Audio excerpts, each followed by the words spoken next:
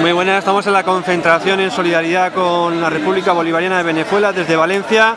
Yuri del PCP, miembro del Frente Antiimperialista. ¿Nos puedes explicar un poco la coyuntura o el porqué de este tipo de concentraciones en solidaridad con Venezuela?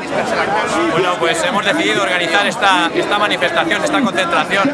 en soporte a la República Bolivariana de Venezuela y a su presidente legítimo, Nicolás Maduro Moros, porque creemos que defender esa legitimidad es defender al pueblo venezolano y luchar contra los intereses de las oligarquías, del capitalismo y de sus secuaces. Entendemos que el Frente Antiimperialista Internacionalista es la herramienta necesaria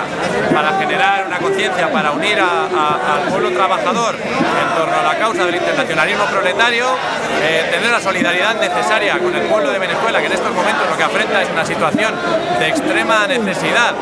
porque está sufriendo una agresión con tintes militaristas en estos momentos, en los que se está elevando el tono, en los que pueden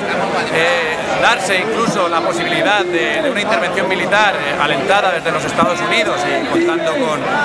países lacayos como Brasil o Colombia, que ya están preparando contingentes de tropas tanto nacionales de esos países como de los Estados Unidos para preparar una posible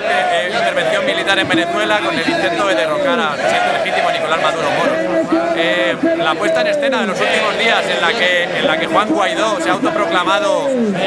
presidente encargado de Venezuela no es ni más ni menos que la enésima pantomima, la enésima payasada del imperialismo desesperado por no poder haber derrocado en 20 años a la revolución bolivariana para dar un paso más y la enésima entrega del golpe